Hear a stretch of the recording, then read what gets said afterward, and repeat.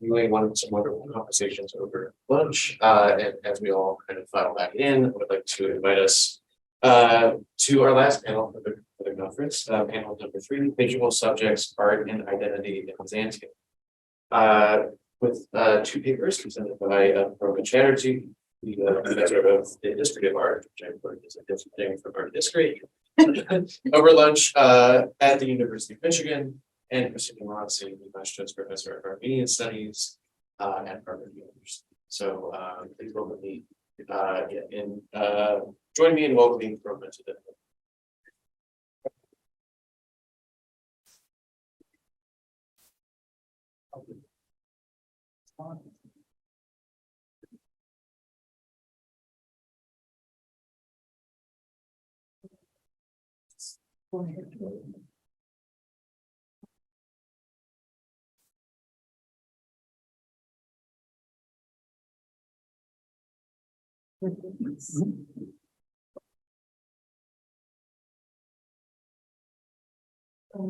So thank you very much. Thank you to Michael Jimmy for inviting me here. Thank you, Gun, who helped me with some last minute things, and thank you to all of you for all your thoughts, which have informed my own. I submitted a paper which the other panelists have read, and I had specifically told Michael and Jimmy that I would not be able to submit a paper, but they made me, I guess. And I submitted it exactly the way I would have spoken it. And I'm going to reiterate some of the main points for those who have not read it. My main interest is actually has not been so much on issues of race or ethnicity, the way we have been talking about them in this forum. My main interest has been in people who break things, break images. But as in a lot of other cases, people who break images have been racialized in certain ways. And that's what I'm going to be talking about a little today. So I think this panel, my paper is rather different from the ones that have come before, in that it's looking at a particular praxis and at particular materials, just literally smashing off images. And what does that mean? What kind of implications could it have in a racial, ethnic, or religious sense, as we might understand it? And I want to just say a couple of things that have been inspired by the conversations before. This theme of race and ethnicity, and how are we trying to use them, and are we even justified in using these categories? And I just want to gesture to a few medievalists who have done work on this. Robert Bartlett, who was a very distinguished medievalist in Edinburgh, British medievalist, who had initially said, and this is just briefly etched, that race and ethnicity could be just used as synonyms in the medieval context. And then William Chester Jordan had said, it was like a classic sort of response that he had given. He said, let the racists keep racism. Let us, for medieval studies, keep ethnicity, because it is open-ended. And it's more allied to identity formation, that is continuously information rather than something that's fixed. But then you have scholars like Jeffrey Jerome Cohen, Geraldine Heng, who Professor Peralta yesterday spoke about, who have brought race as a category, a meaningful category with which to study this particular period, the Middle Ages. And I'm going to be using race, ethnicity, and religion sort of as overlapping categories in my paper. And I'm willing to talk more about that later. I do think there is some purchase in having them overlap. And I will also mention Kayla brought up David Nirenberg's Race and Religion, when he actually talks about this, but talks about also problems of this. So that's one thing. My second spiel is to talk a little bit about some things that actually at the lunch just before we came here, we were sort of approaching, and that's the problem of the idol. And this is actually yet another category, and it's an image category. I'm interested in categories of images. We are talking about categorization. I'm really interested in how we categorize and hierarchize images, and whether that could even have a racializing sense. Idol, if you look up, if you do a cursory search on Google, on most of the dictionaries, except the Oxford English Dictionary, but even there. But if you look at Merriam-Webster, if you look at Cambridge, if you look at, just Wikipedia, there's often a pejorative sense attached to the term idol, which has always interested me. No one wants to be an idol worshipper or an idolater in the traditions that we generally study. Certainly the Judeo-Christian traditions, so the Abrahamic traditions, that is absolutely a no-no. And yet, right now, the world's largest population, the nation with the world's largest population, which is my nation, India, we use this word in a totally different sense. And that has always interested me as someone who is an unabashed idolater, without being necessarily a theist, but who loves idols and who comes from a community and a religion and a culture where idol is absolutely central and is positive. It has always been very interesting to me to see how, certainly because of British attitudes, British imperial attitudes, but also very Protestant attitude, and the Abrahamic tradition, how this word has become this pejorative, right? And we find, of course, a lot of anxieties about this throughout the Middle Ages, and certainly in Byzantium, which is what I'm going to be talking about. Now, very briefly, in Byzantium, we have, I think, and it's not just me who thinks this, but some other scholars too, the first really concerted attempt to figure out what is an image, what is a sacred image, what is an idol, what can be defined as an idol, what can be defined as not an idol. And this happened over a long durée in in a sporadic manner, but it erupted in official debates in the 8th and 9th centuries. And again, very briefly, there were many convincing arguments on both sides, pro-image, anti-image. So there was the iconophiles, who are the lovers of images, and there were the iconoclasts, who were the anti-image faction. And in 843 CE, after there were several debates, 843 CE, the iconophile faction officially won, pro-image faction. And they laid down the fact that Greek orthodoxy absolutely requires an icon, requires veneration for icons, for images, not idols, icons, icon, which literally means image. So that's the basis of what I'm doing, my paper and the things that I'm going to talk about in just a bit. Because Greek orthodoxy identified itself as being allied to icon worship, it, of course, as happens, identified certain groups as, being iconoclasts, and iconoclasts as being allied to certain groups. So Jews are innate iconoclasts. Okay, some Armenians are iconoclasts. Saracens or Muslims are iconoclasts. And here I was thinking about some of the issues that came up earlier in the previous panel about heritability, inherited, things that are inherited as patrimony. In this case, I'm thinking about innate, knee-jerk iconoclasm. In certain cases, I see what I feel is, this is not about something that's inherited. Certain populations are identified as just being knee-jerk iconoclasts. They'll see an image, a sacred image, and their first impulse is to just take a hammer to it, right? So that's the basic background that I want to set up for the two cases that I discuss in my paper. And there are two very particular cases.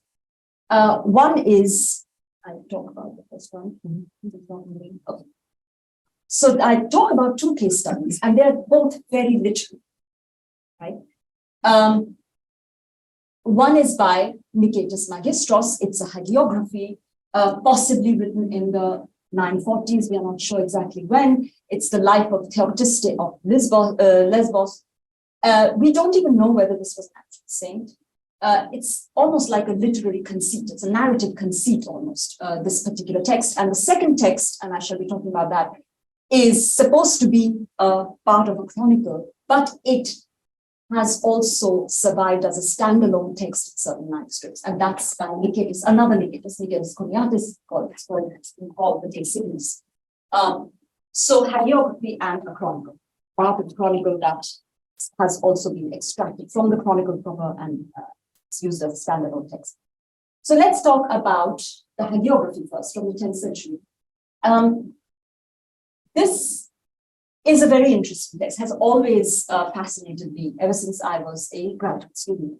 It was probably written when Magistros was in exile. And this is, I think, something that comes up in common in this panel with Christina's wonderful excursus into Nerses and him being in exile. Both of these authors were in exile where these texts were written. And I wonder how we might meaningfully think about exile and image smashing and racialization. We don't talk about that. It was addressed to an emperor, most probably Emperor Constantine VII of Byzantium, which was born in the purple. And it's completely different from any other Byzantine hagiography I have ever come across. And this is not just me, other people say too. Would you agree?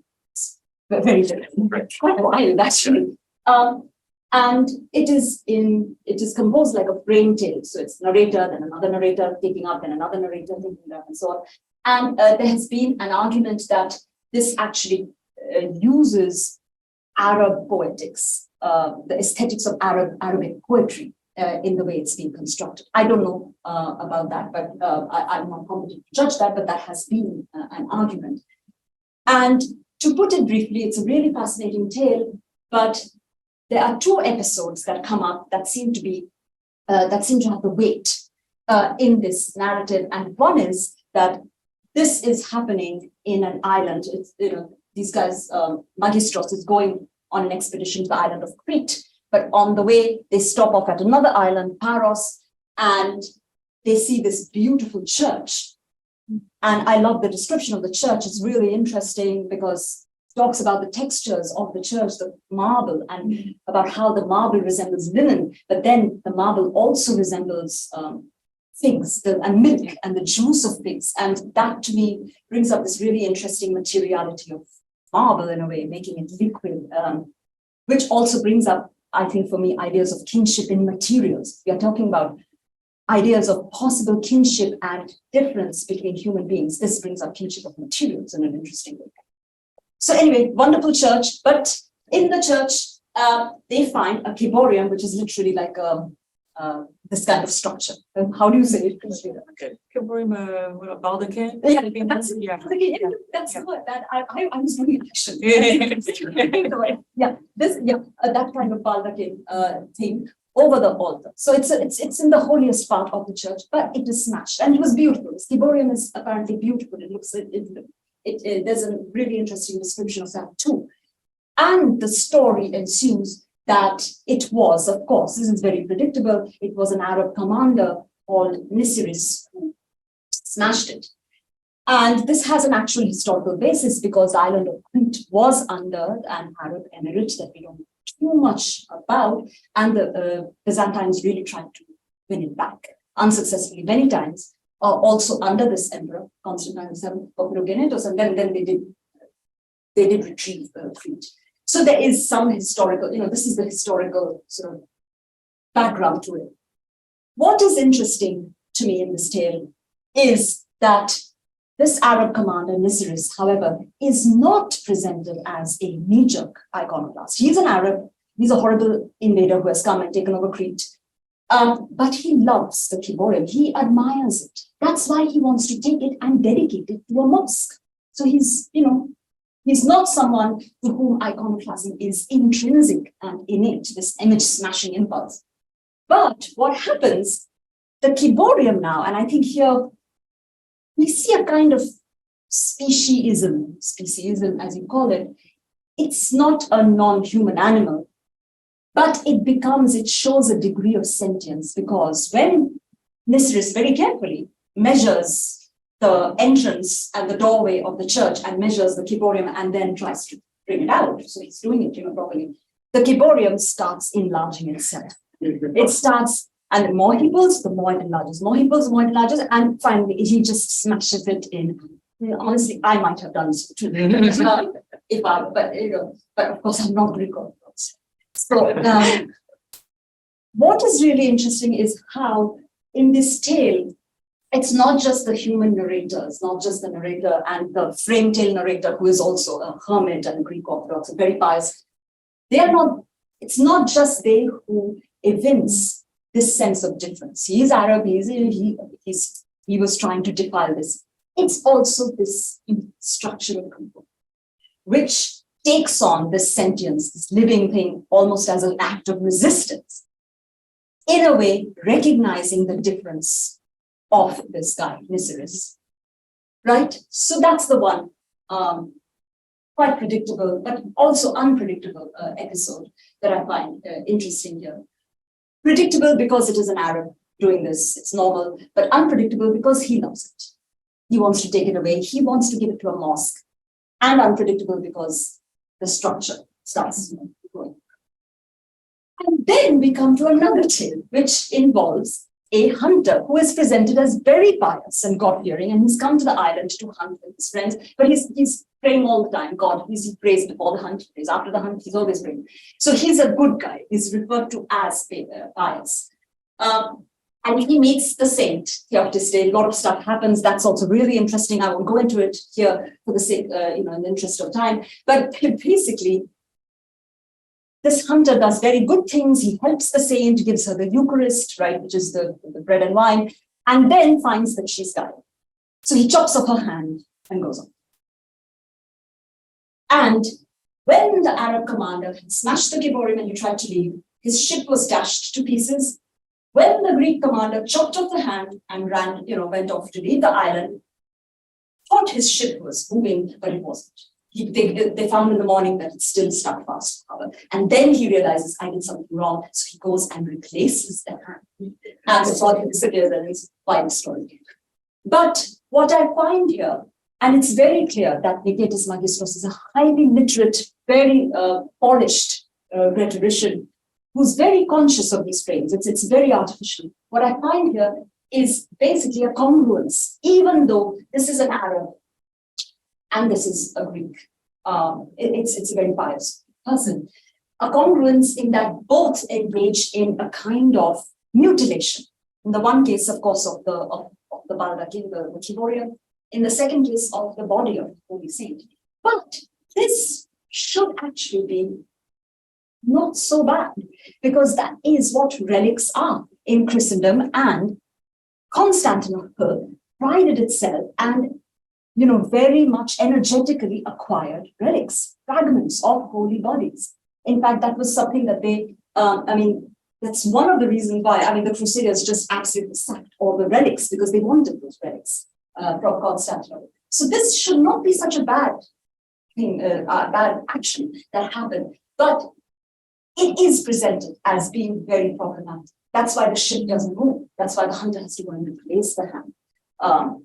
So this is one particular attitude to iconoclasm that I find interesting. And I will come back to some of the implications of this. Let's look at the second text, which is we call the De Signis, it's a Latin name for a Greek text. It was written after the sack of Constantinople, the actual historic sack of Constantinople. And it basically describes the smashing of the statues that stood in Constantinople, almost exclusively devoted to this subject. It begins with a few lines that talks about desecration of tombs, imperial tombs, not even saints' tombs. There's nothing about Christianity, Greek Orthodox, in this particular text. In fact, the late art historian Titus Papamastakis very rightly said, if you read this, if you read just this text, you would be forgiven for imagining that Constantinople was actually a pagan city. Because all the statues that were destroyed, that stood in public, were pre-Christian, non-Christian, whatever you want.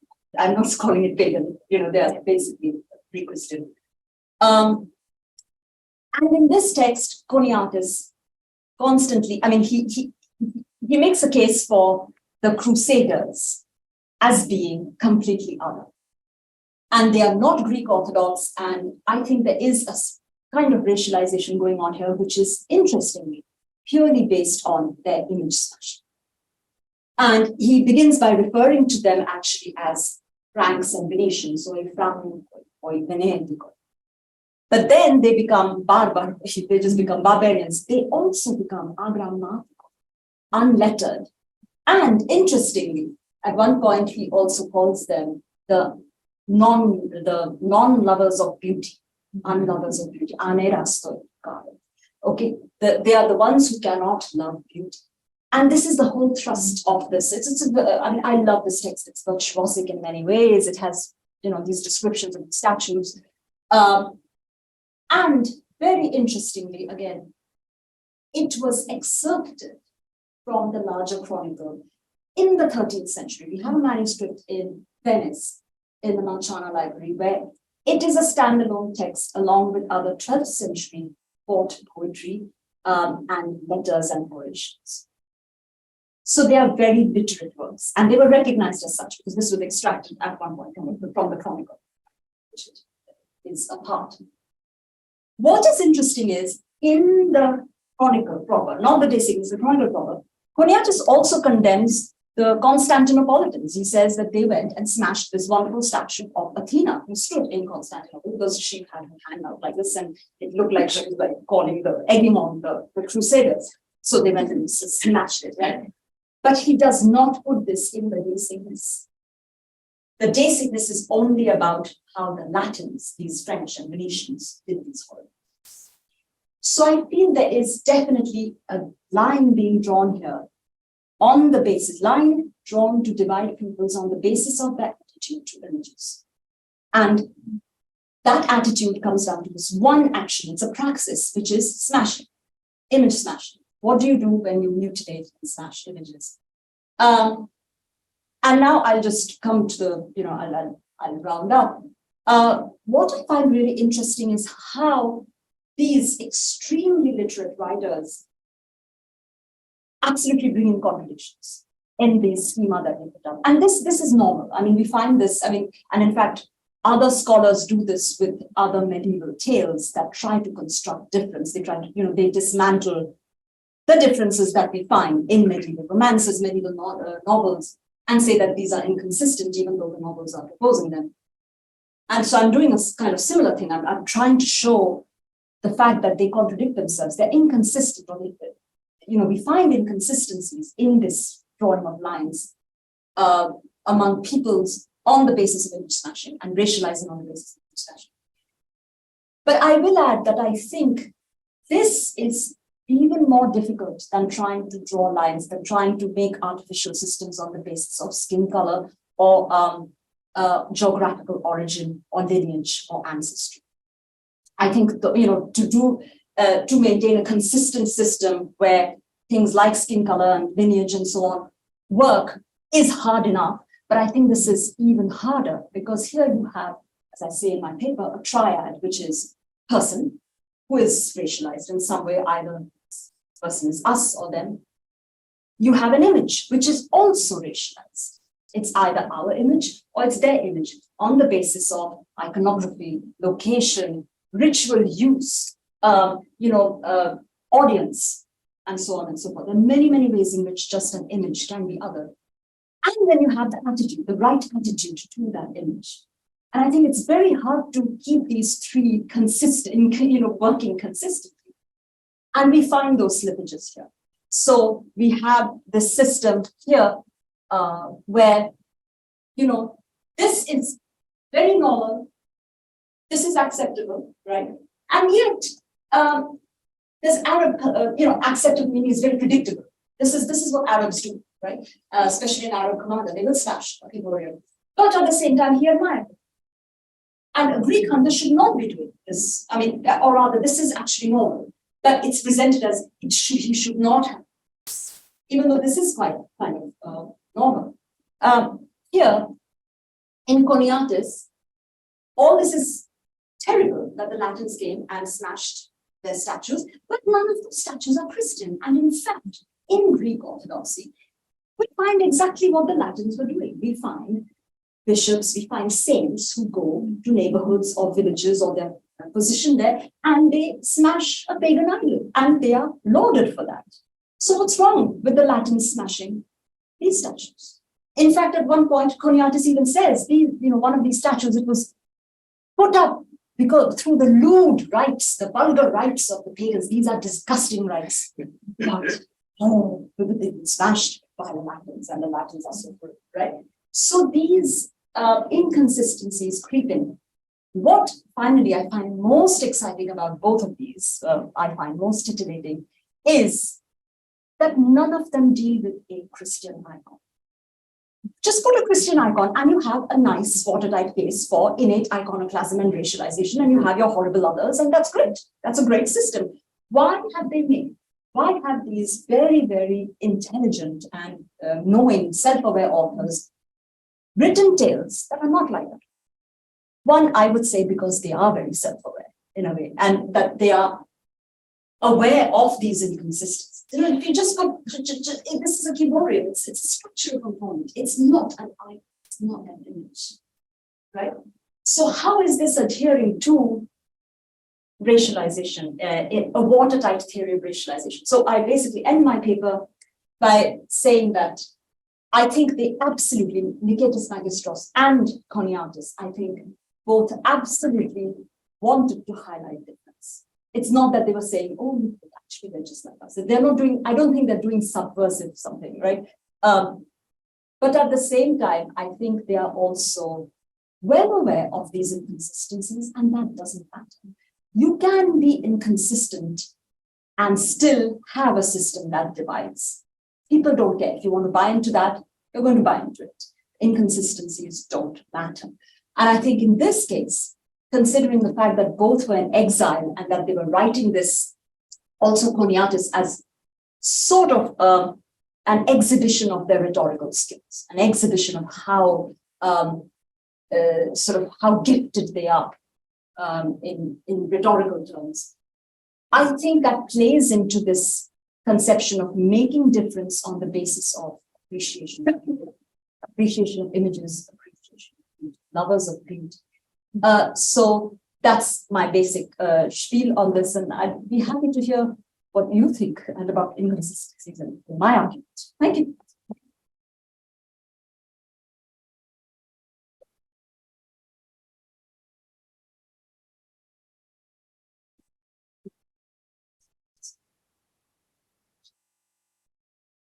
Oh, am I supposed to start? Okay. Well, I'm the last one to go, I think, right? Oh.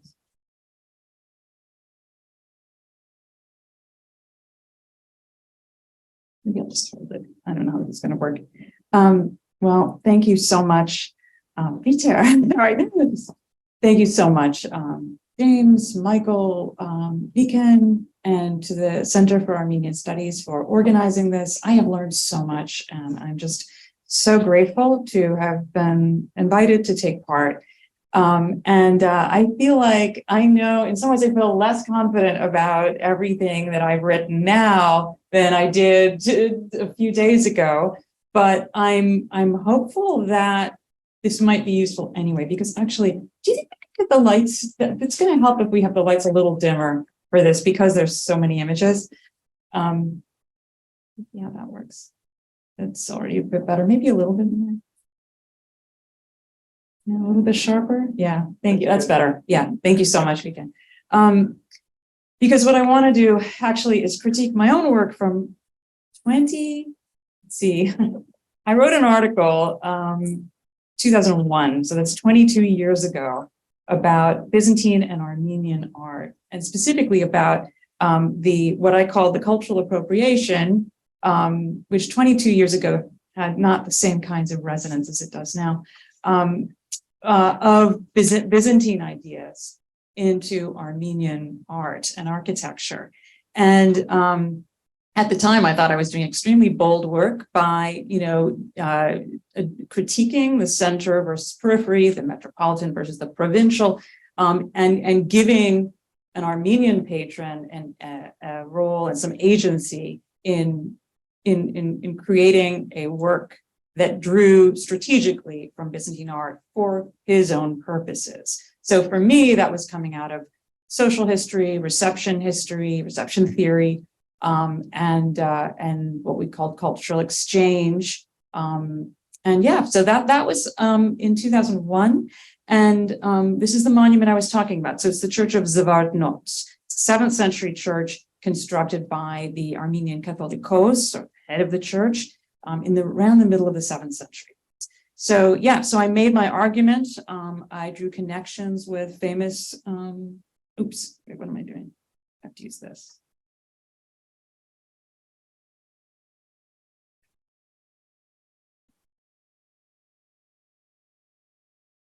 Okay.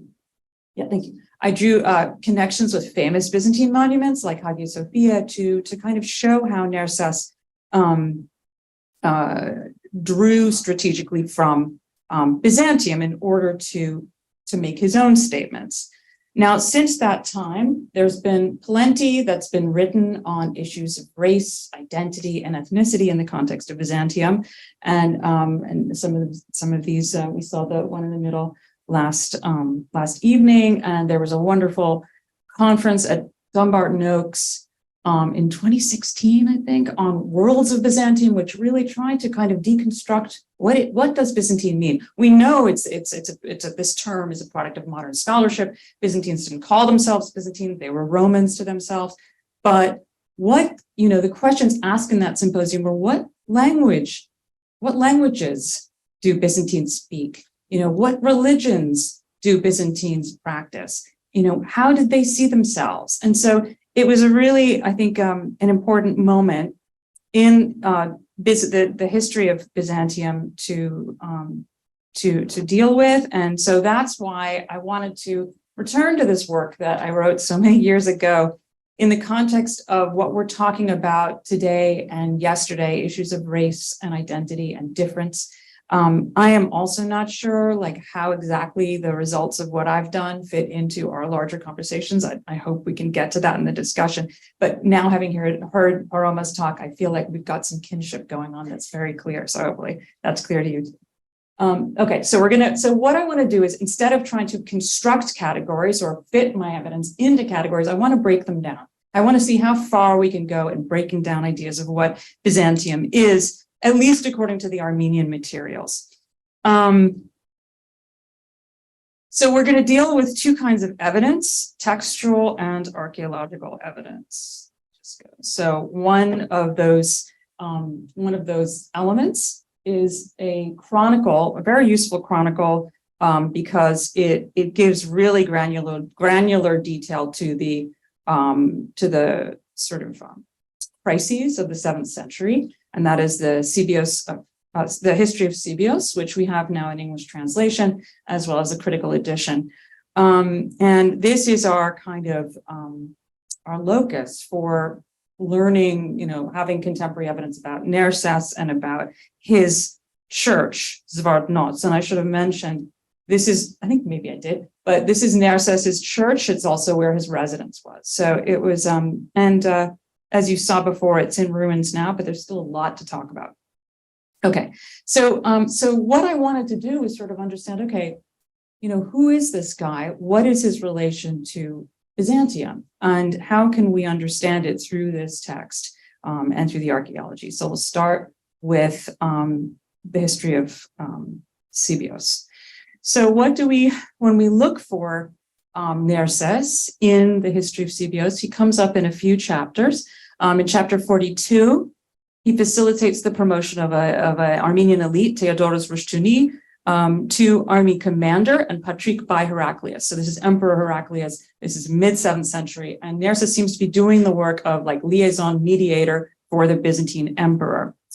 In chapter 44, he acts on behalf of the Byzantine general to ensure the loyalty of another elite. This is the Bagratuni Aspet Varas Tirots. And this works, and then Vasirots gets lots of gifts and titles, and his family gets to be with him. And then in chapter 45, so the next chapter, Nerses founds his church and palace of Zvartnots. And in this one, he also makes clear his Miaphysite confession. That is, he affirms the true teaching of St. Gregory and denies the tome of Leo. Now, let's look a little, but let's see what happens next. Okay, so it's quite among Armenian historians, it's quite well known that Nerses says one thing and does another. So we'll see that happening right here. This is chapter 49, and I just pulled out a little bit of the text for you. So I'll just read the English. I shall now speak briefly about the Catholicos of the Armenians in Nerses. And just to note, I made modifications of this text in the Armenian. It is in the Thompson's English translation, it's the Armenian Catholicos. But these are things that this is specifically where I tried to be very close to and faithful to the Armenian text. Nerses, for he was by origin from Taik, from the village called Ishkhan. This is interesting. Taik is a region in what is now the sort of northeast of the Turkish Republic, and we know it as a marchland between Armenia and Georgia, and lots of interesting things we could say about it. We'll get back to Taik later in this talk. He was raised from his youth in the territory of the Greeks, and it says here, Ashkarin Hunat, so Greek, Hun is being used here, had studied the language and literature of the Romans, so Horomein, and traveled through those lands with the army in a military capacity. He firmly agreed with the Council of Chalcedon and the Tome of Leo. So now we hear Nerses in a completely different, taking up a completely different position. But he revealed his impious thoughts to no one until he reached the episcopate in that land, from which he was called to the throne of the Catholicosate. He was a man virtuous in conduct, fasting, and prayer, but he kept the bitter poison hidden in his heart. And he planned to convert Armenia to the Council of Chalcedon. So we have this sense of, someone who does all the right things, says all the right things, but they're waiting for the right moment to show themselves and their true identity. So what are we doing now? Yeah. So then it happens. Then the reveal comes. Yet Nerses did not dare to reveal his intention until King Constans, so the emperor Constans, came and stayed in the residence of the Catholicos, and the Council of Chalcedon was proclaimed in the Church of St. Gregory on a Sunday. And I should say this is not Zvartnots yet, this is the Church of Dvin. The liturgy was celebrated in Greek, actually it says in Roman, by a Roman priest, and the king, Catholicos, and all the bishops took communion, some willingly and some unwillingly. In this way, the Catholicos perverted the true faith of St. Gregory, which all the Catholicoi had preserved on a solid foundation in the Holy Church from St. Gregory down to today. So here we have this turnabout confessionally. It creates tremendous rage on the part of the bishops. Nerses ends up leaving with the emperor. He ends up in exile in Taik. He can't return until a good deal later when he finishes his church. So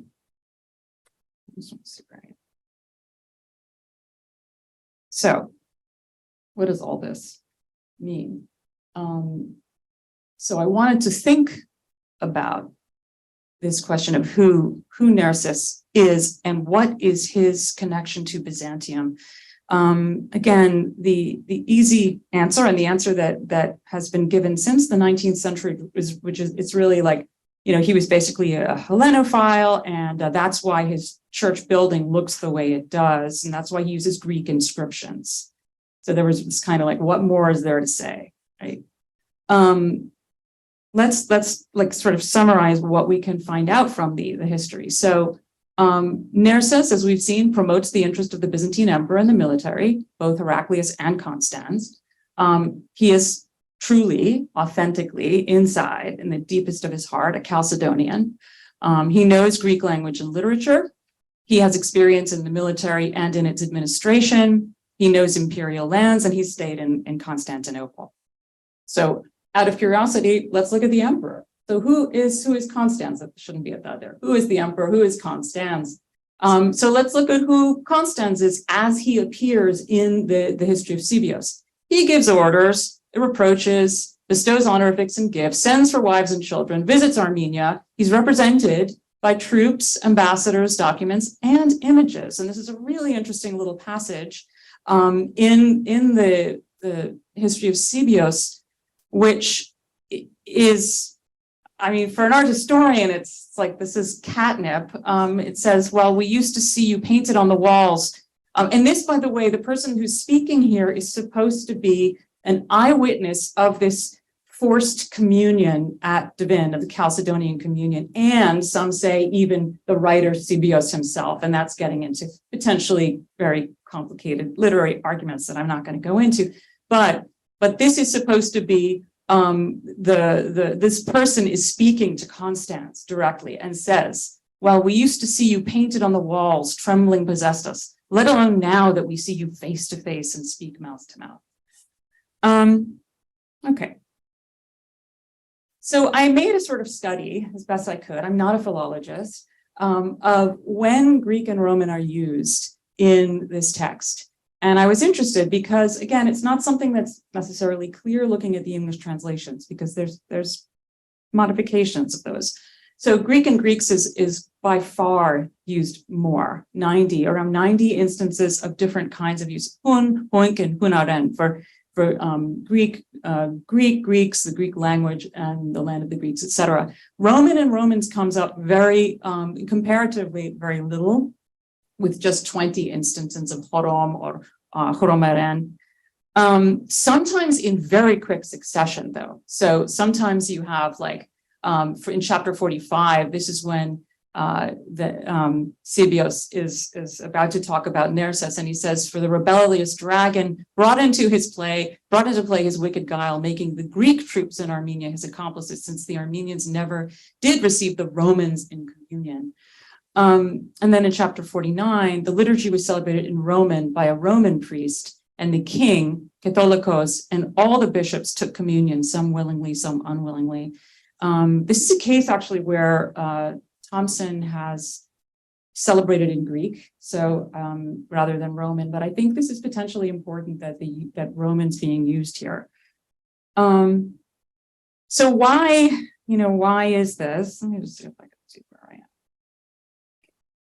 am. What's going on here?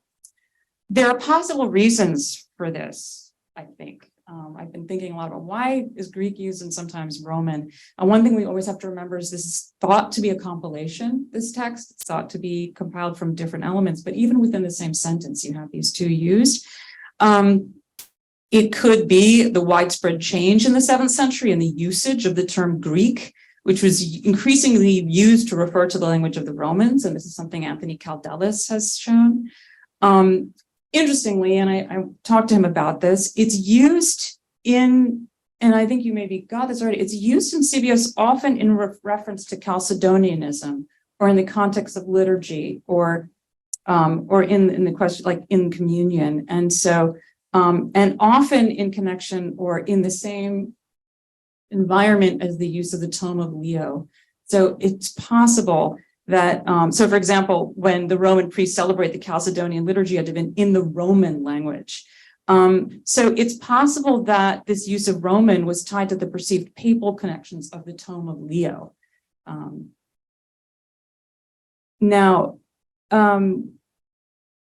So we have these two terms, and they're used in Cibios to do a bunch of different things: cultural and political realities, theology, doctrine, liturgy, personal identity. And also there's this issue of race, ethnos. But it's complicated, it's not straightforward, and there are nuances here in the text. And it's with that that I think we need to then go to the archaeology of this site. So now we look at, we'll go back to Zvartnots and talk a little bit about that. So let's do that. Okay. So the first thing I want to do is talk about, why did I have that? Oh yeah, we'll just go for it. This beautiful piece of stone. This is an inscription of Ned that was excavated from Zvartnots in the 1906. And it is a stone that has on it an inscription in Greek, Nerses epoisen mnemonövsate. So Nerses made commemorate.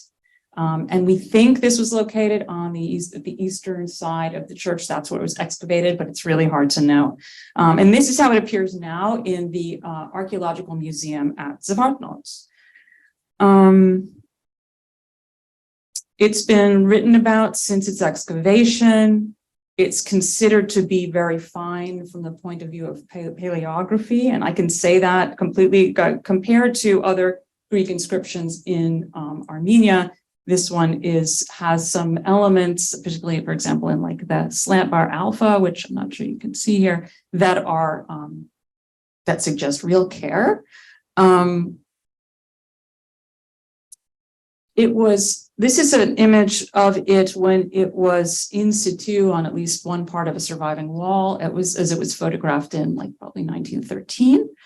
But these photos, I think, don't do it justice, because actually originally, apparently it had a cross on top of it, and that's important. So originally it would have been sort of above that Greek text would have been which a cross, and now that's been lost, unfortunately.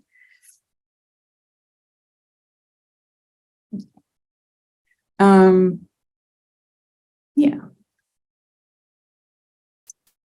So I should just say the inscription was unearthed actually in 1900 and published.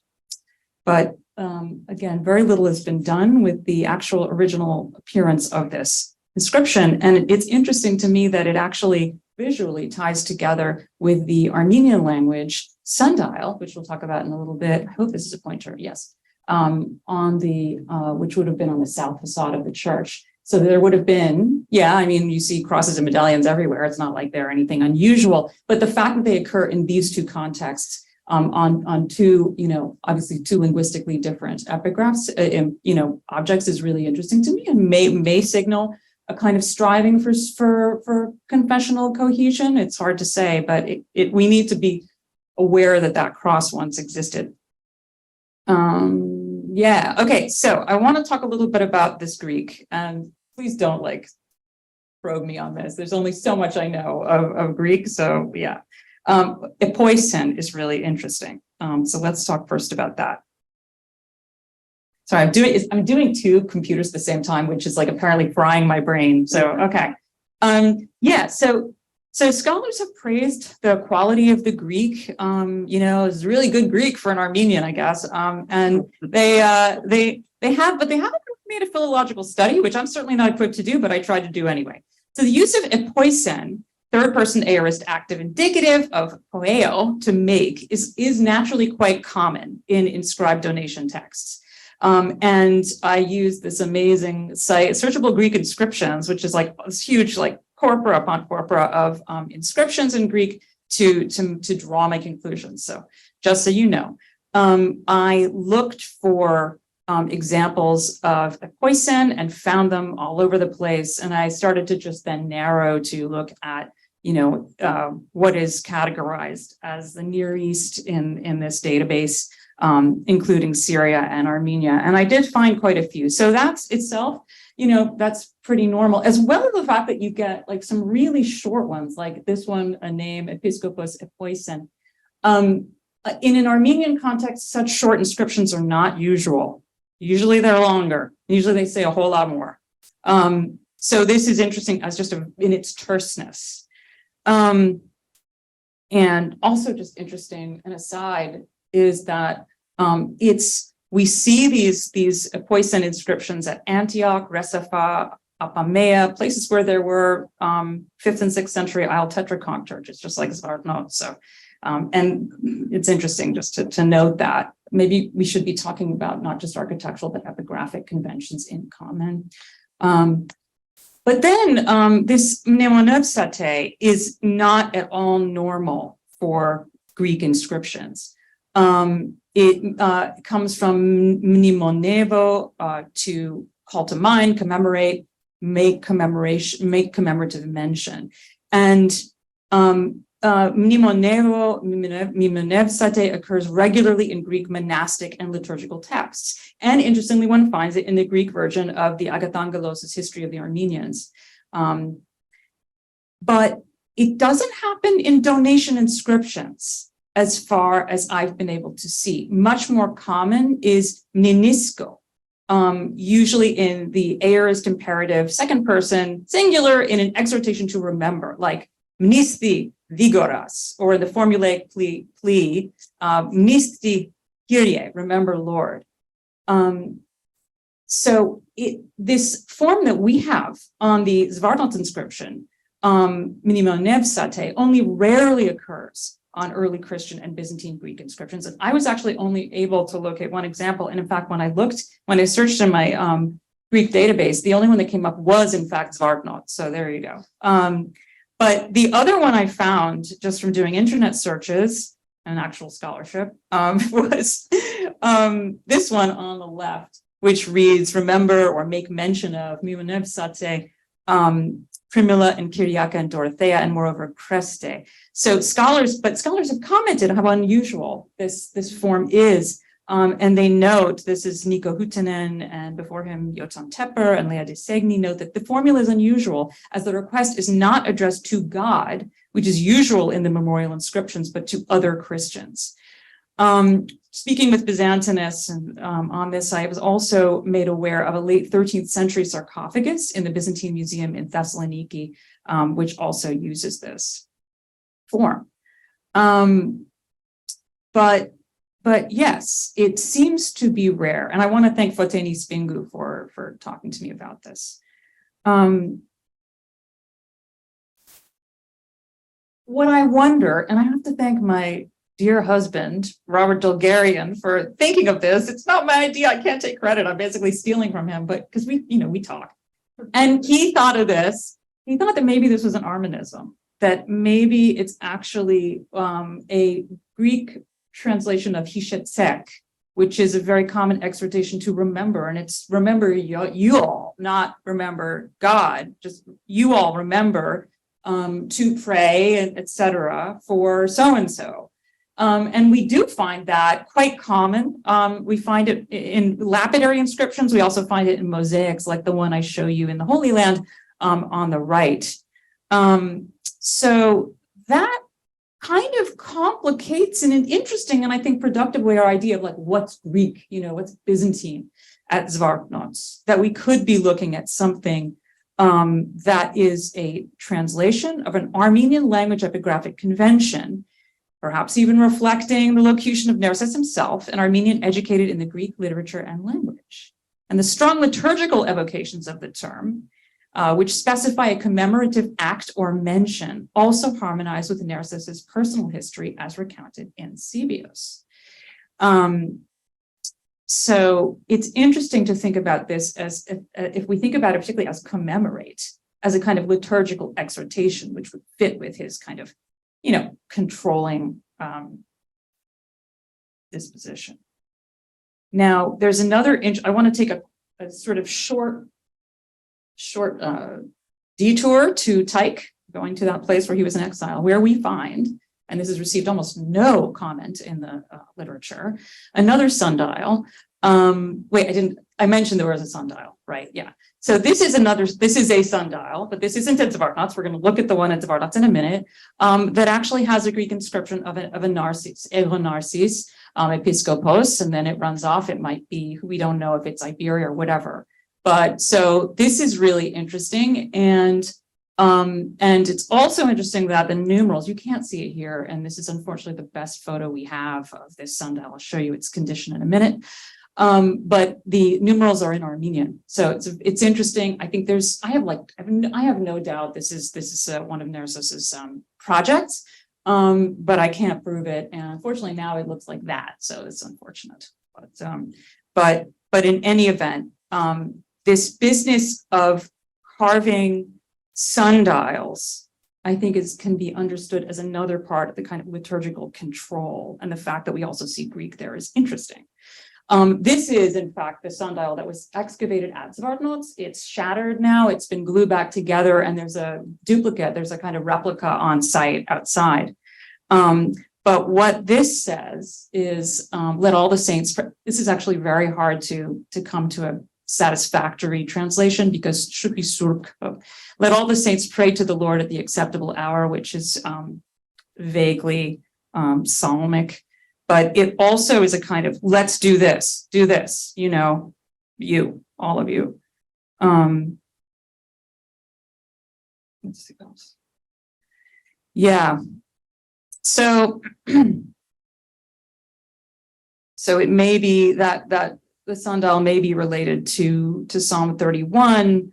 But in any event, it's, I think, important for us to keep in mind as we think about the liturgical aspirations or pressures that Nerses was putting on his bishops. And then the last thing I want to say in that context is that Zvartnots itself, we've come to realize, with the help of some sort of new thinking about this site, itself had some very interesting liturgical furniture that was excavated. So this area here seems to be a kind of Templon barrier. This was essentially, this is the argument of Armen Kazarian. He found like the slots for it and he found panels, and I think it's very convincing. So that this, if this is the case, if he's right, we have the most evidence for liturgical furniture at Zvartnots than at any other Armenian church, not just in the 7th century. I can't think of any that would have this much, sort of paraphernalia for, and particularly this kind of division of the space, which you generally don't see in Armenian churches, but fits into a kind of Constantinopolitan milieu. So, so that's kind of what I wanted to do. And I have a actual conclusion, which I'm going to read. So what I hope I've shown is the range of ways in which Nerses was connected to the Byzantine Empire. In the history of Sibios, he's a Catholicos who is Byzantinized. I'm not happy with that term, or whatever. Byzantinized by his education and early career in the military. And it offers instances of when Nerses is mediating between Armenian elites and the emperor. It makes clear that he secretly confessed Chalcedonianism, which angered his own clergy, forced him into exile. And this is a rich archive of information for any Armenian patron. Like that's wonderful stuff. And when it's added to the evidence of the archaeology, and most particularly the Greek inscriptions, it seems that there's no more to say. Presence of Greek texts naturally confirms the Hellenophilia of the patron. But if we look a little bit more closely, and I hope I've tried to do that a little bit now, this seemingly obvious state of affairs becomes less straightforward and more interesting.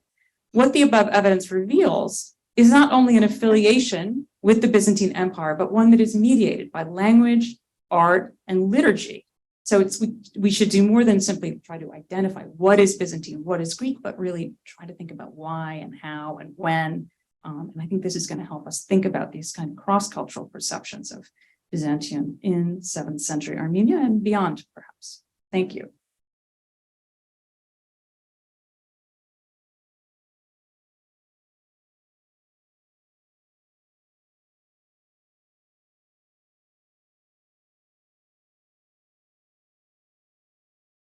Thank you so much. So I'd like to invite Mr. Brian Miller, the Assistant Professor of Central Asian Art and Archaeology, to offer a response.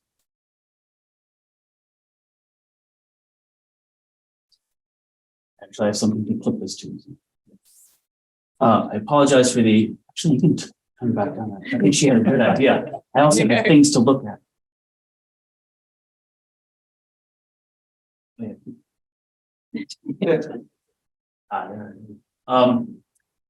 I want to thank the organizers very much for allowing for a China-Mongolia person to come and comment on the Mediterranean.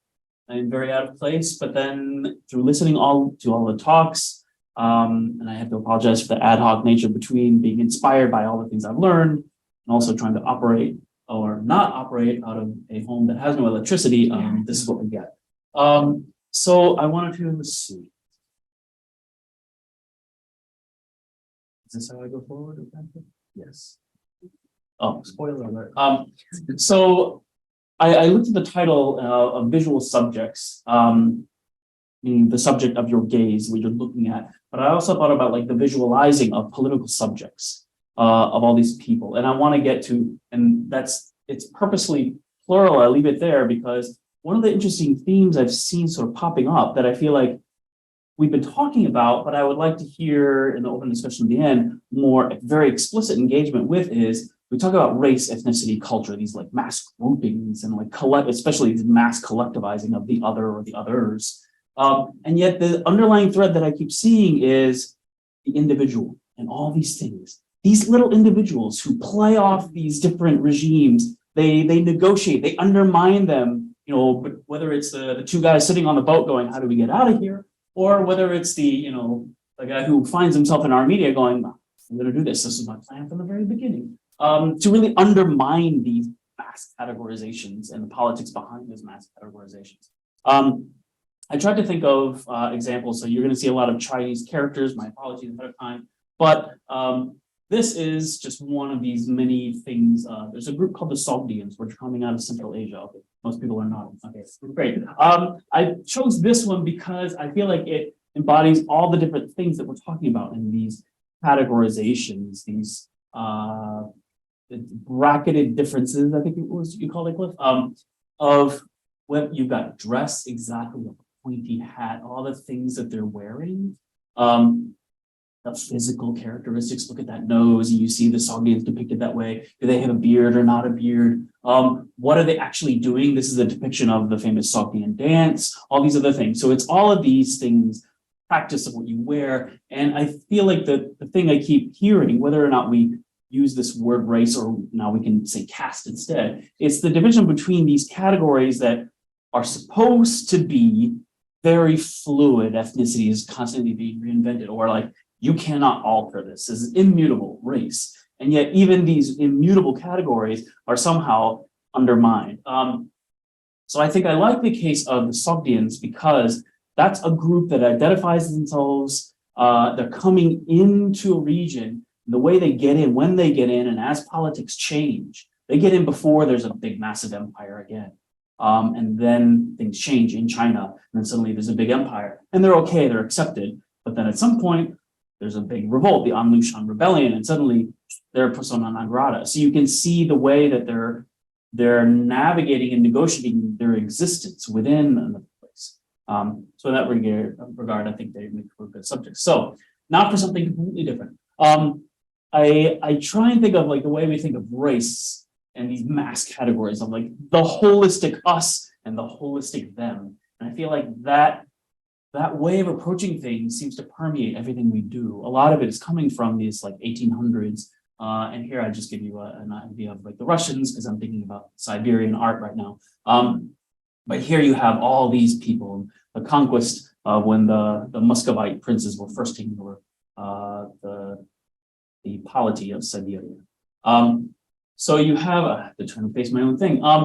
I think what it is this power politics of creating groups, of creating categories, culture, ethnicity, race. I feel like there's a discussion that could keep going about which one it is in each case, and is it applicable or not applicable. But I think one thing that I feel has come out is this idea of race craft, whether it is race the way we think of it in modern terms or not, it's still, there's some kind of craft that's going on that people, or I should say polities and the humans that run and rule those polities are trying desperately sometimes to create immutable categories so they can govern, so they can make everything run the way they want it to run. There's this whole debate: is there race phenotypic in antiquity?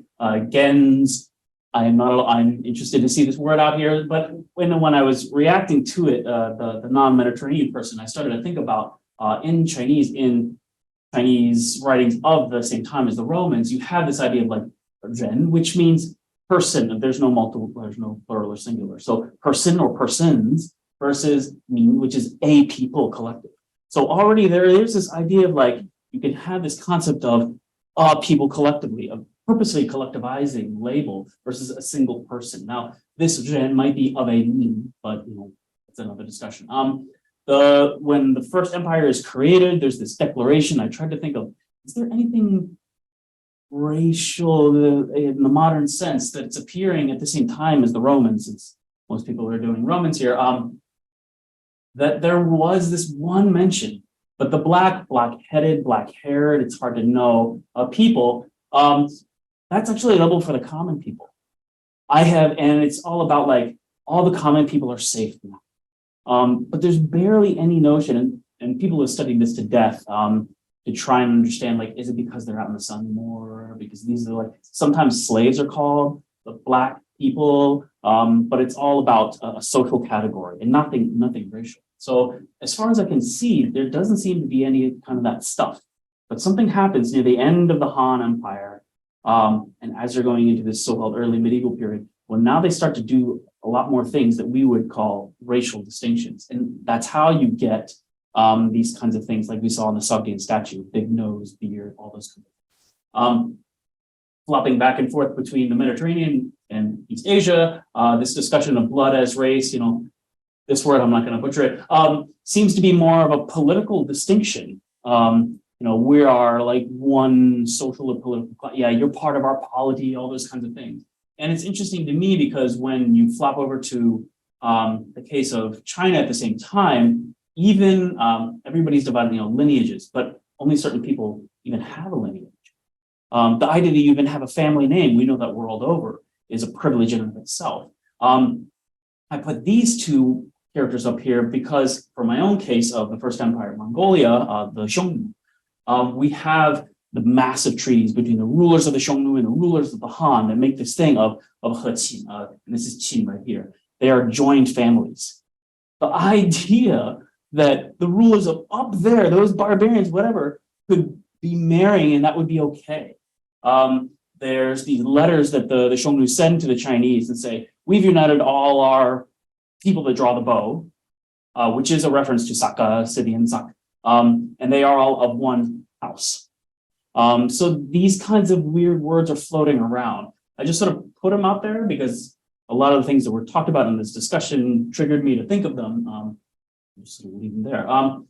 But in continuing, trying not to go too deep, the concept of the collectivized othering of peoples wholesale, this sort of like me more than the dread.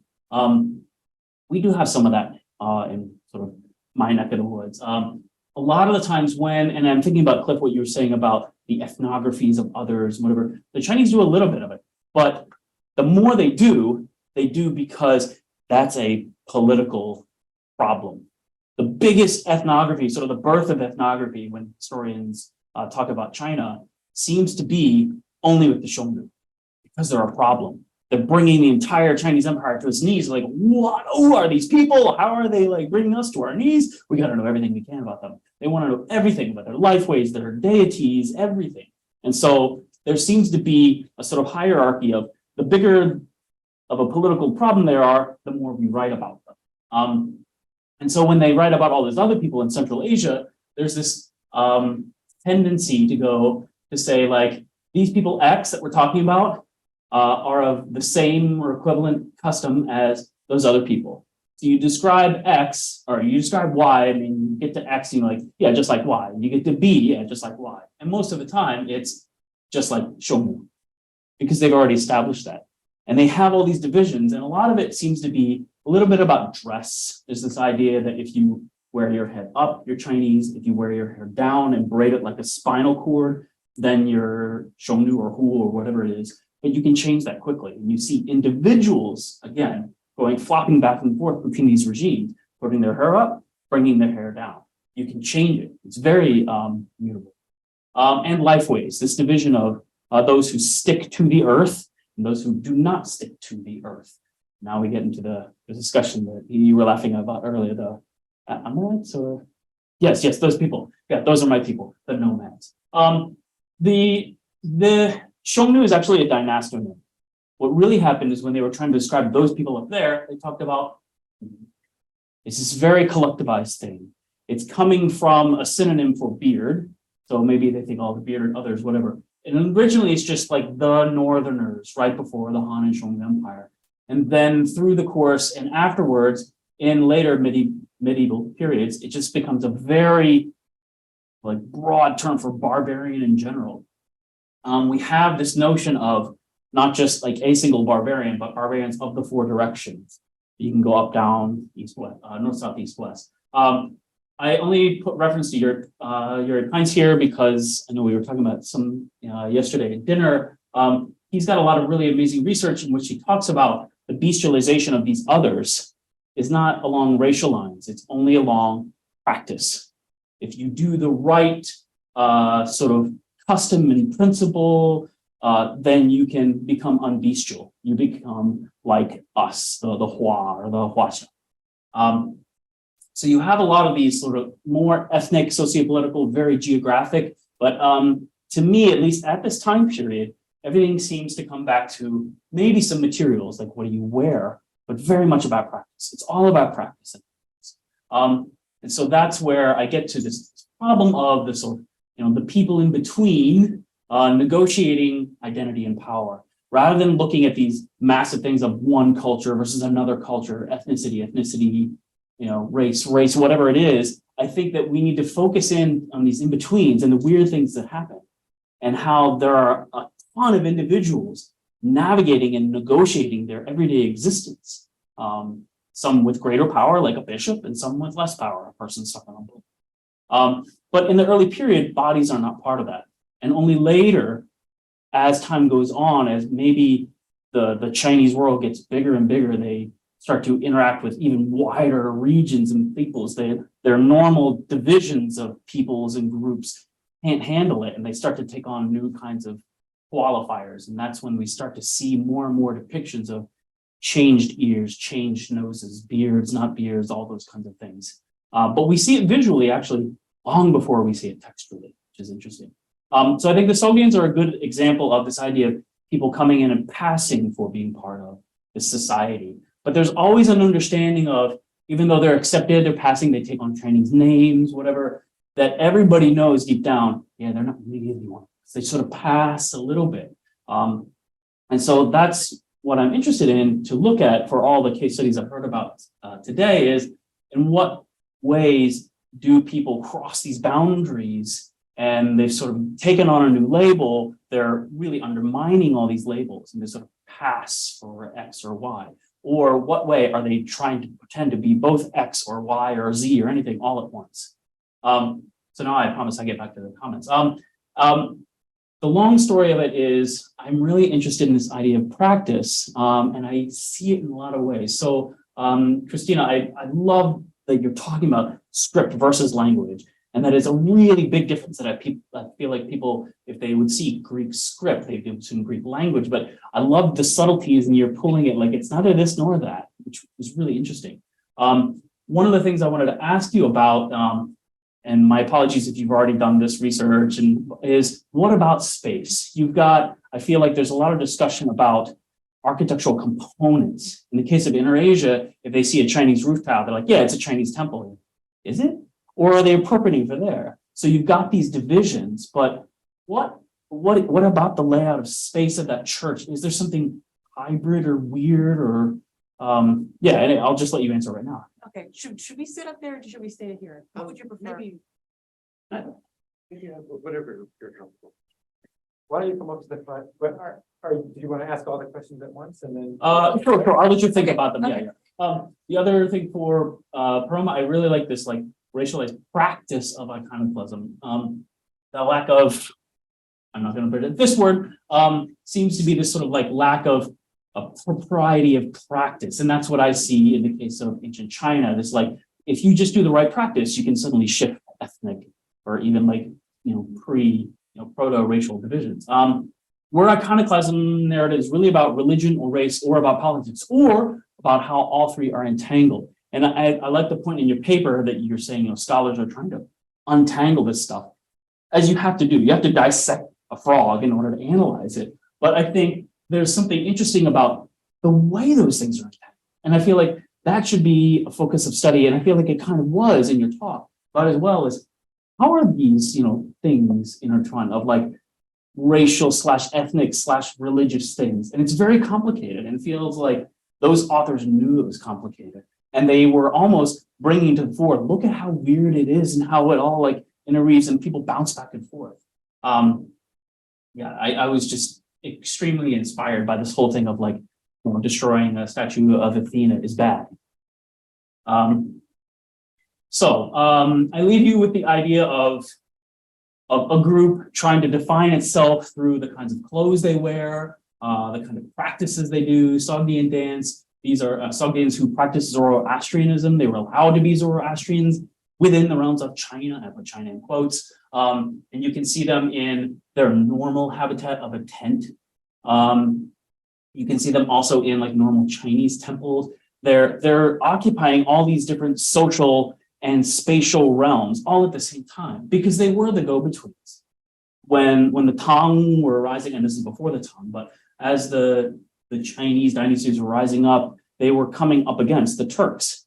And the Sogdians were seen as the perfect go-between people. And that's what some of these scenes are about negotiating. The Sogdians were the brokers, not just in business as they had been for decades and decades and decades, but they were the political brokers as well between these people.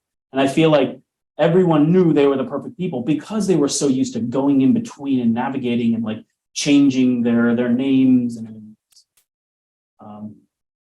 that's it.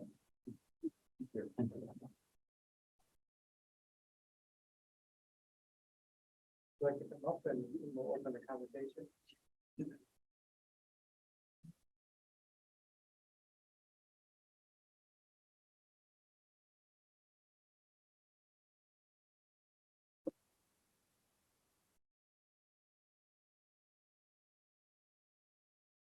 Thank you so much. Fascinating response. And actually at the beginning, I was thinking about what you said about, the idea of studying large groups and then studying individuals and thinking about the ways in which microhistory and critical race studies go or don't go together, how they could be, how they work to get, what's the relationship between them. So those are obviously trends and important ones. So that's just one thing. But in answer to your question, it's very complicated. So if you were to ask me 23 years ago, I would have focused on the ways in which the Vardanants is connected to the Constantinopolitan buildings that have these exedrae that are inner and outer shells. And so you have the inner shell is the columns that create sort of a screen between the inside and the outside. And that organizes space. It organizes the way you move through space. And that's very interesting. And I would have told you about that. I wouldn't have told you about some other really interesting monuments that do the same thing that are in Syria and Mesopotamia. And those, so there are different camps in studying Vardanants, those who focus on our Armenian, sort of its Armenianness and the ways in which it reads as an Armenian church, which there are, construction technique, possibly elevation, although it's very difficult to say about that. There are those who connect it more with Syria and Mesopotamia, because we have their tetrachons. I came up with this idea that I think is the best idea, and that was that it actually deliberately tries to do a bunch of different things at the same time. And this is because of 7th century.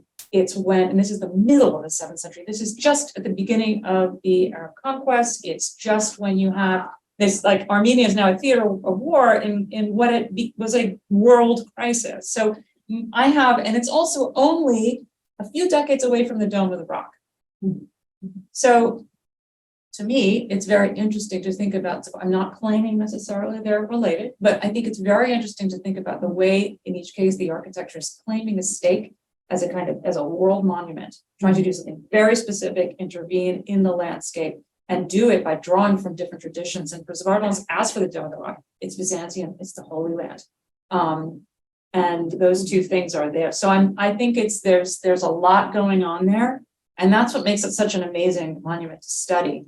But yeah, so that's a kind of layered answer. I know nothing about your religion, but I think you're absolutely right. It is those weird complex interweavings that make it the real thing. Yeah. Thank you. I forgot the questions, but one answer was Not yes. as many direct questions. One answer was the one about the entanglement of race, religion, and politics. Yes, absolutely. And actually, while Christina was doing her paper with the epigraphs, I was thinking about how these must have been spoken. Like remember, Yeah. and these two narratives that I have spoken about in my paper were most probably performed orally. And that made me think of yesterday's paper, Padilla Peralta's paper, where there's this theme of I as, an autobiography, a person performing, but of course it is Petronius pretending to be whoever it was, the person. Yeah. And here too, I'm trying now to think about how the performance of this, which would not always be the same person, it was probably, Choniatus, maybe it was somebody else who read the letter, the hagiography, possibly Magistros's hagiography, possibly to someone else who spoke it to Constantine. How might this context of oral performance maybe inflect these things of us and them, and it's somebody else who's giving voice to somebody else. I'm just thinking about that. But yes, I think politics is absolutely there. These are two people in exile in very specific circumstances. And it really seems to me, the more I think about it, and part of it is because of this conference, for which I'm grateful, I think it's understood, it's given at this time that there are certain divisions. There's some horrible people like Arabs, horrible people like Latins. But in this context of exile, of these very highly educated people who are trying to curry favor, they really want to come back to Constantinople. That's what they want. They want Constantinople.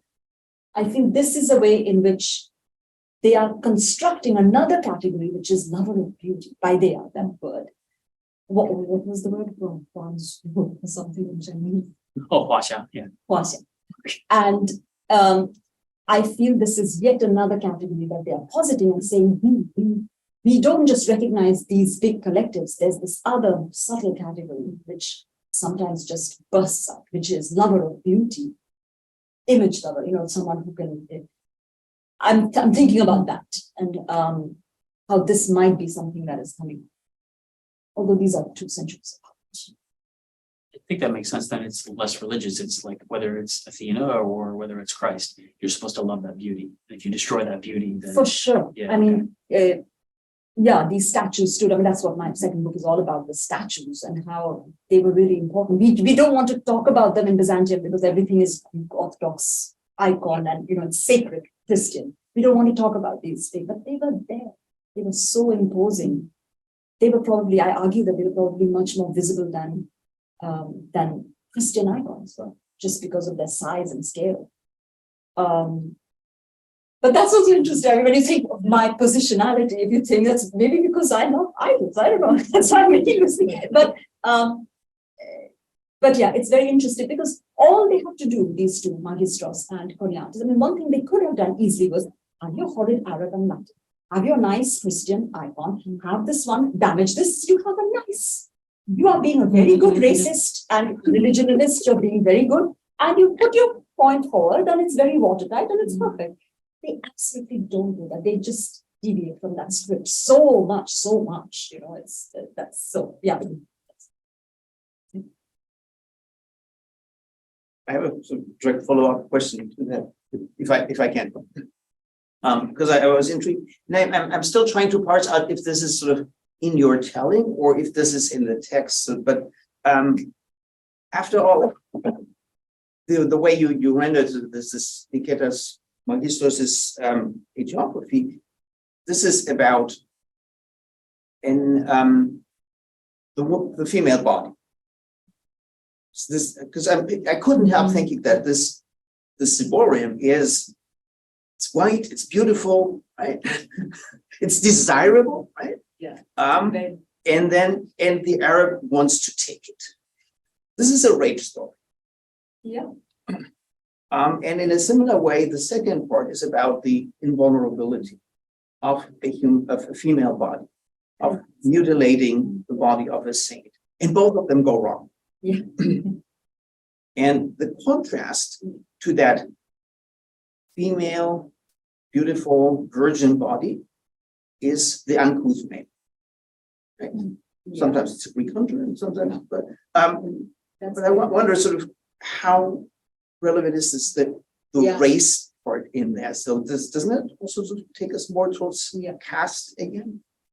Yeah, that's a really good point. That's a really great question. What is really interesting is that the way, so the saint is kind of almost marginalized. She appears last in the frame tale.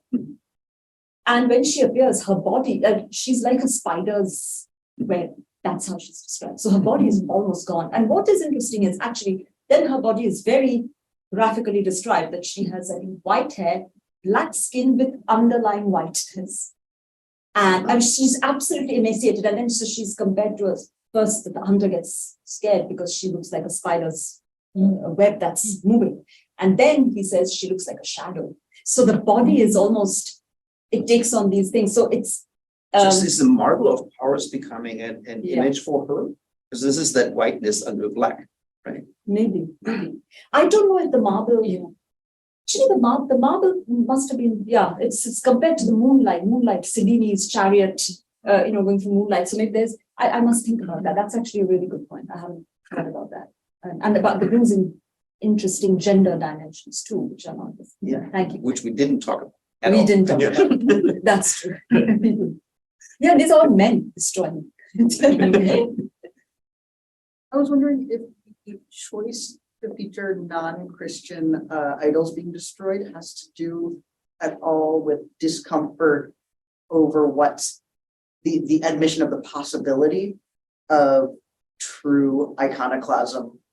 So are there other accounts that describe in detail the destruction of valued Christian icons? Or is there are? Actually, that's a really, I should have mentioned, in fact, in Choniatus's circle, there was Constantine Stilbus who wrote the errors of the Latins. There were periodically, they would write the errors of the Latins. And in that, and Choniatus knew Stilbus. Stilbus absolutely, he wrote, they came and they desecrated our churches. Hagia Sophia was destroyed. They took our icons and burnt them, nailed them to the undersides of chairs. They trampled on everything, broke them, everything possible. That, even like almost urinating on them, like this kind of thing. And then you think Choniatus knew this. Yeah. And we believe he kind of wrote a kind of all the treasury of the fun of the also. He could just put these things and it would have been graphic and, a nice defense of orthodoxy, great condemnation of the Latins, but he does not. So yes, absolutely, we have texts that completely condemn the Latins for the right things from the Greek Orthodox point of view. But the designation just so weird. There was, I don't know how long it survives, but certainly in the initial elaboration of the foundations, so the 6th century and on, of the initial elaboration of the foundation story of Constantinople. So in all the Justinianic and immediately post-Justinianic antiquarians who wrote about the Constantine's foundation, tell these stories of the transfer of Palladia, plural. So I mean, it's not pagan statuary was not just statuary, and it was not non-religious by virtue of being pagan. Yeah. There certainly were objects that were associated with immense protective power over Constantinople that happily persisted in having that kind of numinous quality, even under Greek Orthodox. So there's the distinction pagan and Christian is it's not a simple binary here. Yes, and you actually said what I've written in my book. That's why it persisted, and I actually argue that it persisted for the longest time. What is interesting to me is how, in the Dasing, I completely agree. It's not a binary, and I actually write about how the word religion, it's complicated in the case of Constantinople, at least. Maybe not other parts, but what to me is really interesting in the Dasigness is how it's very clear this is a polemic. The Latins are bad. These are bad, horrible people. And the basis for it, they don't do anything. Yeah, they gamble a bit. They gamble away even their wives, but that's like written in 2 lines. That's fine. Okay, they can. But they just keep smashing these things. So to me, what's really interesting is why has that been in a polemic? And I have no doubts that Choniatus actually really loved these statues too, even though he writes, oh, these are lewd, some of them have been made disgusting, right? So Apollonius of Tiana, blah, blah, blah. It is complicated. And I think this is where we see in a way, I don't know, I suppose Christina would agree because she's an art historian, but it's the power of images and how, Bruno Latour actually had this whole thing about how it's about fascination, repulsion, destruction, then reconciliation, but with images. But those are also the mechanisms I feel which are deeply embedded in othering techniques of othering, and we find this with images. And I just can't get over I'm sorry, I'll do really quick. I just can't get over the ciborium and the body. And you talked about this, but it's so strange to me that it wouldn't be what you would expect, which would be a visual representation, visual representation of the whole person. You have a ciborium, chunk of architecture, and then you have a human body. It's so strange. And then I think, I also just want to say that on the other edge of in the Armenian Byzantine correspondence from the 10th and 11th centuries, they're blaming each other. The Armenians are blaming the Byzantines for excessive worship of icons, and the Byzantines are blaming the Armenians for anointing everything and like not worshiping icons, instead anointing things. So it's so interesting that the icon is sort of absent from your account. It's so strange. And then the hand, could this be, okay, never mind. I can go on and on. Taylor, you had a comment about what talking about just anything against ISIS and all of the humanitarian crisis. But what captured the imagination of people in the US was them destroying idols, right? Like taking this cultural heritage. That's what made new and lasting permanent. So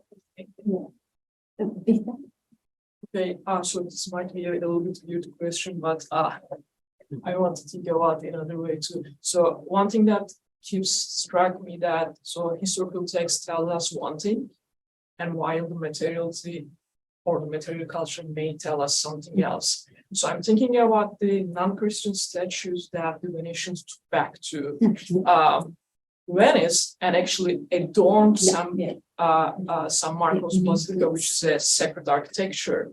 And these are the fours and probably tetrarchy that we know.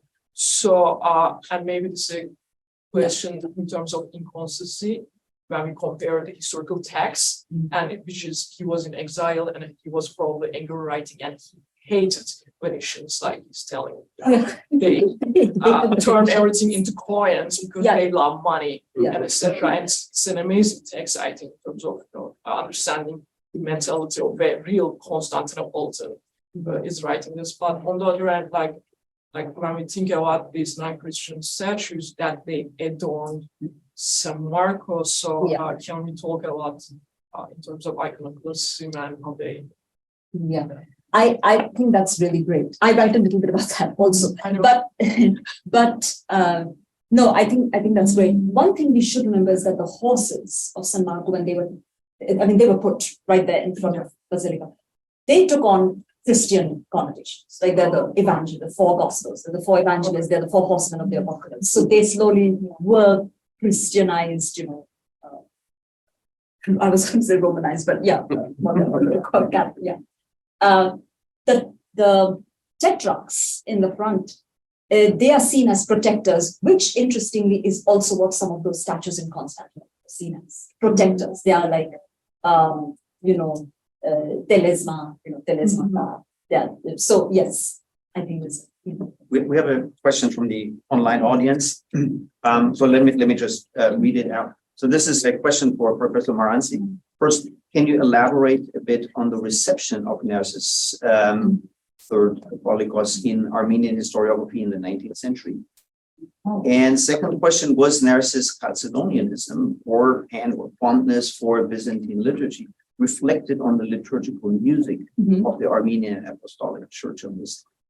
So there is a scholar who's worked on that subject. Her name is Aref Shadian, that's her last name. And she worked specifically on Nerses III and contributions to the liturgy and music. So I would suggest that question be directed to, I think the last name is Aref Shadian. So that's very interesting to think. And we know that he added certain readings, he did certain things. And so it's interesting to think about that in relation to his confessional position, whatever it might be. So the question of how his reception later, this is something that I actually have studied and then conveniently forgot about, but I can tell you, I will answer it in this way, more about Zvartnots. And I think this is just as useful, if not more useful. That is that although Zvartnots was, we know, was built by Nerses III, and we all know about the issues that arose with his during his tenure. But Zvartnots was itself, it seems, kind of distanced from Nerses III in later historiography and in later monuments that sought to imitate Zvartnots. And so they become, Zvartnots is a very particular name. It means a kind of the vigilant powers or heavenly angels, depending on how you want to translate it. Then it became, it was referred to later, starting in the 10th century, as the Church of St. Gregory. which is obviously very clearly an apostolic, that's very clearly making the dedication to the Armenian, Miaphysite saint. Like that's what it is. So, and thereafter, the copies that were made of Svartnots itself was discussed as the Church of Saint Gregory. And so I think that's instructive. But yeah, I mean, I don't think Nerses III is entirely rehabilitated, but I'm sure there's a good history there, a long, interesting reception history there. I just want to make a quick comment and also ask a different question. And one of the sort of tensions going on with Godfrey was saying earlier in the Magisros text is that the Arab figure desires the aesthetic object of the Greeks. But there's also weird tension in the way that text seems to be written, where they're using kind of quote unquote Arabic poetics or aesthetic form. They also kind of are desiring the aesthetics of the other and get to have it. So like there's this weird sort of tension, again, not just over the gender part of it and creating a sort of inlets part of it, but it plays out in this really uncontrolled way in aesthetic. Then I just had a quick question for Christina. Do we know anything about like the audiences of the church and whether, like, what do they pick up on in all of these complicated ways that Nerses is signaling that he's, Byzantine, quote unquote, but then also not at the same time? Is there any way we know about how do people read this space? Oh, well, that's a good, but the last part I can answer. The first part is harder to say. So we do have to look at the space and we have to think about how it creates movement and how it invites certain kinds of viewing practices. So one thing that's really important is that it's on this really tall stylobate of 7 steps, which may sound like a temple in Jerusalem. So you've got 7 steps up, very tall, and then this kind of paved walkway all around the church. So you're really invited to kind of ambulate. At the same time, you would see there's this palace residence on its south side.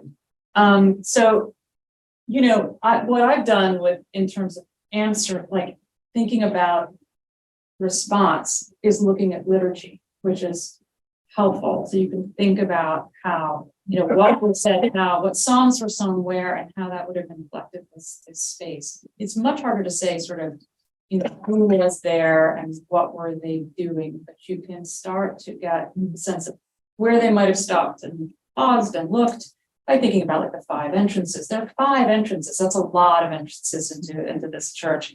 And then I think another thing you could do is look at, and I mentioned the copy of the Svartnots that were made. So what are they picking up on? What are they leaving aside? And so the famous copy at Ani of Svartnots, doesn't use Nerses' monograms. There's no evidence any Greek was used there. So it's interesting to think about what they're doing, how they're changing it, what they're selecting and what they're not selecting.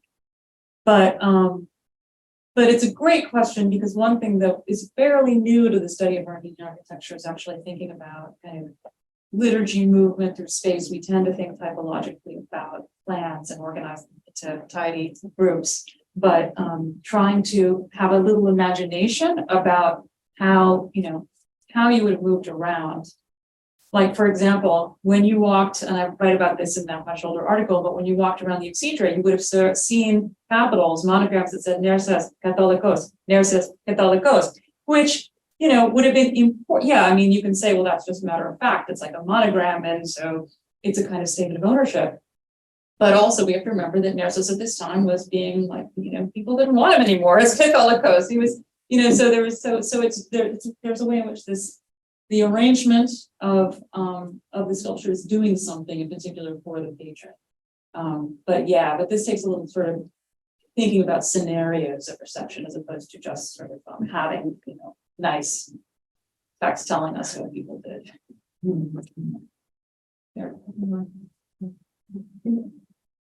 Sure. I had a kind of a piggybacking off of that, kind of a weird observation about Sebeos and Nerses. I don't know. I guess it all kind of sunk in when I saw the heading next to your name, Professor, the periphery looking back. So it's strange that, like, like Nerses, for example, is maybe on the periphery of the Byzantine Empire, but as the Catholicos, he would be the center of his own world. And so I was thinking about how, and I know this term is unsatisfying, but how Sebeos sees him as like a Byzantinized Armenian. And so it's strange that somebody at the center, like a real power broker in the Armenian world, is sort of seen as something different. And I don't know, I kind of raised the question of, well, who are the arbiters of what it means to be Armenian at this time? You know, like as a religious figure, I don't know. My initial reaction would have been like, oh, okay, well, I guess Miaphysitism is no longer like a meaningful category anymore for, you know, this Armenianness. But I don't know. I don't really have a question. I just thought it was kind of weird. I mean, it is interesting, and the fact is that, I mean, there's a really interesting discussion to be had about sort of what constitutes a Georgian, and so by, you know, I'm not sure when this starts, but at a certain point, you know, Armenian Chalcedonians are called Georgians, and so there's a very interesting sort of you know, problem of, you know, confession and you know, what you call someone Armenian Georgian. Yeah, I mean, I will say what's interesting about the 7th century and Armenians on the frontier, because it is a frontier between Byzantium and the Persian world, and then that quickly changes. But the Armenians are so much, there's so much evidence for sort of enculturation and integration into the Byzantine administration and the military and all that. And that doesn't seem to get, that doesn't seem to like raise any red flags really, but it's this issue, the issue of confession, that raises a red flag. So it's my impression. Ron, do we have time? Yeah, we have a couple more. Okay, I did have one question. I think speaks to both talks. And apologies if this was brought up earlier in the day or even yesterday, but I noticed that there was a sort of lack of the use of translation and contact, and I was really interested mostly in the word contact. I think Rome, in your case, contact, like literally people coming into contact with one another, and then people coming into contact in destructive ways where things are breaking and they're changing. And then in the case of our Armenian example, if you're thinking of just contact between cultures, this idea of translation in architectural styles, and artistic styles. And this next question is kind of weird. I apologize if it seems really random, but I took the seminar last semester on the Baroque, and we were talking all about how the Baroque is sort of used as an international style as people are coming, as cultures are coming into play in this globalized world. I wonder if you can talk about the Byzantine architectural style in this way, in the same way that art historians are looking at the Baroque, or the repetition of older Roman or Hellenistic models, and they're weaving it into the Baroque. I know this is really bizarre and probably needs greater context. But yeah, it's like a Byzantine way of looking at it. If the Armenians are engaging on the world stage, they're employing the Byzantine in the same way that others were using the Baroque to put themselves on this global stage, engaging in the national style. I would want to ask you, I hope this happened in your seminar, if there was any discussion of 17th century Armenians in New Jolpa, because I think we do see an extraordinary pulling from Dutch 17th century Dutch print to create. And I never thought about it in a kind of universalizing style, but I mean, if you look at Armenian 17th century churches in Jolpa and Isfahan, you see this kind of, I think, very deliberate drawing from European Baroque, from Safavid mosque architecture, and from Armenian church tradition. And so it may be useful to think about the kind of what they thought they were doing and how it was. And there's a really interesting, I'd say that might be more firm footing to talk about ideas of the Baroque and the idea of kind of trying to create this universalizing message. I want to use that word because I think there are a lot of ways in which Armenian art does that for a particular reason. And it's not just political, it's also religious, this idea of like Christ as a ruler of all nations. So there's a lot to say there. I think it's really, I think it's really insightful. So About contact, yeah, that's a good point. I will say, I mean, what I was stressing in my talk, I was trying to stress was that these are literary works. And to be honest, with Magistros, I don't know if there was any contact. Apparently, we believe he did at one point actually join an embassy to the Arabs on Crete, which failed. But that was, I mean, this particular tale was probably just in his mind. He just, So it's an interesting thing about how it's more about imagined contact, I would say, against a real historical backdrop in which he was there. As for Choniatis, also, actually, Fotini Spingu, she sent me the latest article, actually, which is on the De Signis, and she argues that a lot of this is just in his memory. He's laying out in his memory what he imagined what would have happened with these statues. And I think those statues did stand. I don't think that, but so this idea, again, it's imagined contact. And I think it's very choreographed, the kind of contact. I mean, one thing I was very interested in, I think we didn't really talk about it, is the issue of friendship. I know the Annals paper, there was this extract about we have a friendship with the Romans. And I was just interested in what might friendship mean in the context of racialization. And I've been trying to think, I was trying today to think of a friendly, or at least a not bellicose encounter. In this, it's all just bellicose, just they are horrible niggas. And yet we can't fit them quite into us. You understand? I don't know why I didn't think of this the other day, when writing my paper. This mention of contact reminds me of, in this context of one of the claims of Tom Sisberg's great book on religious violence and antiquity, and that is that, and he was, of course, himself reading earlier edition of writing about, like parting of the ways of Christians, not historiography. Tom's claim was that these cultures in late antiquity pour these enormous efforts into differentiation out of an anxiety about being mistaken for the potentially same. It's not about the people who are wildly different, or for them out of the people who are wildly far away are not people who cause anxiety, and they also aren't people whose race bothers you all. And in that sense, one of the ironies about these cases I was discussing about people who fled in a very, very rapid period of the first century BCE from people whose blood was other than yours to being really over a matter of decades, people with whom you have consanguinitas, or the people who are wildly different, and a race of liars, as they call it, the people of Campania. So people from Rome looking essentially 50 kilometers away say, no, the climate in Campania is so different from Rome, we can't trust it. All of a sudden saying it's ecologically the same, that potential for flip. It's precisely about people who are exactly adjacent and acting more or less alike yourself. And all of these discourses, like the issue of religious difference for Tom, these, whatever you want to call it, racecraft or whatever, are often anxieties about the people who are actually potentially the same. But there are also these moments in which you make them the same. And that's a, should be remembered alongside these cases. People ascribed it. I think we might have to close our discussion temporarily for now, but I invite more discussions moving forward. So Yeah, thank you all for attending, and we're going to go out a little late so we can relax. We can